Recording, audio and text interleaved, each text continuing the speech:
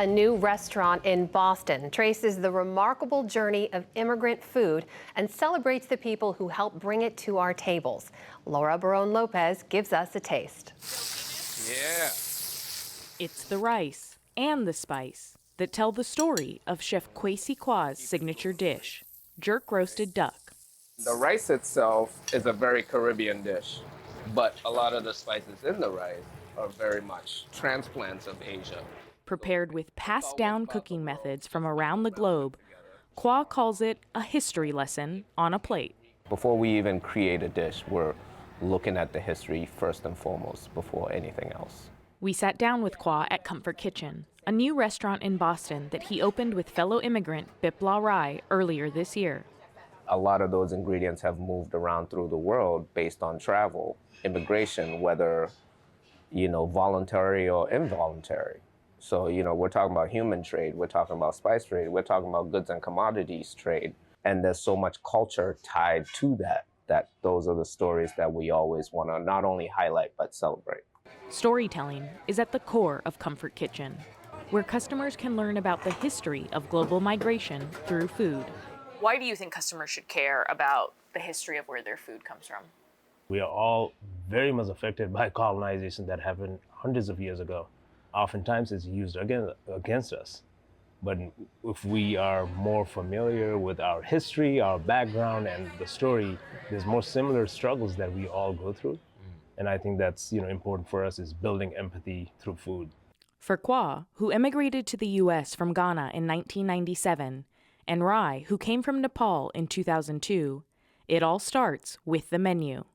I want the food industry to respect Black and brown immigrant food. Designed with the look and feel of a culinary magazine, customers can learn about okra's origins in Africa, or that their Yassa chicken is an example of single-pot cooking that has sustained civilizations for centuries. If you're able to connect people, culture to the food, it makes it more meaningful. So we're not only looking to tell the stories of those ingredients and those cook methods, but we're looking to tell the stories of the folks that are behind those ingredients. Like many other immigrants, the pair found an access point to America in the food industry, where they worked together in various jobs for more than a decade, including running pop-up restaurants during the pandemic. But in January, together with a local nonprofit, they finished converting this historic building, once used by streetcar riders, into a dining space. Why did you both get involved in the food industry?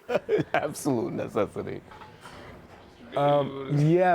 Personally, I went to school for political science, for undergrad.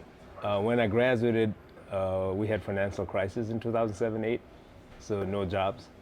Went back to school, got my MBA, another financial crisis in 2009. And throughout these times, that has really helped me sustain life is restaurants and cafes and food service industry. That was the only industry that was actually giving me a job. Even though it is a specific skill set industry, it's also, for most immigrants, it's like you grow up cooking at home anyway, so it's one of those that the transition is just very simple. Their experiences working in the industry helped shape Comfort Kitchen, a fine dining establishment staffed by a team from 9 different countries. A lot of people have preconceived notions about when they walk into an immigrant restaurant. It should be cheap, it's fast casual, it's always in a neighborhood that's not nice. We are trying to do everything differently. So when people look at the plate, what do you want them to see? I want them to see world peace. World peace, that's good. World peace, yes. No, I want them to see we're not just telling the story of Comfort Kitchen as a restaurant. We're telling the story of Billy, who comes in at 6 a.m. We're telling the story of Amma, who comes in also at 6 a.m. Before that plate hits your table, there's a lot of hands that not only touch it, but care for it, right? And those hands are tied to several livelihoods. But while the food industry has been a lifeline for Kwa and Rai, they believe much about it still needs to change, including the treatment of immigrants. Across America, restaurant industry is one of those industries which I often say it's the underbelly of United States. If you want to change immigration, you got to look into restaurant industry. And for us, that's been our mission, is to change that dynamic, have immigrants in the front and center, talk about our food, talk about why immigrant food is also American food. So far, it's a formula that's working. Awesome, well, welcome back. Tables are often incredibly hard to come by.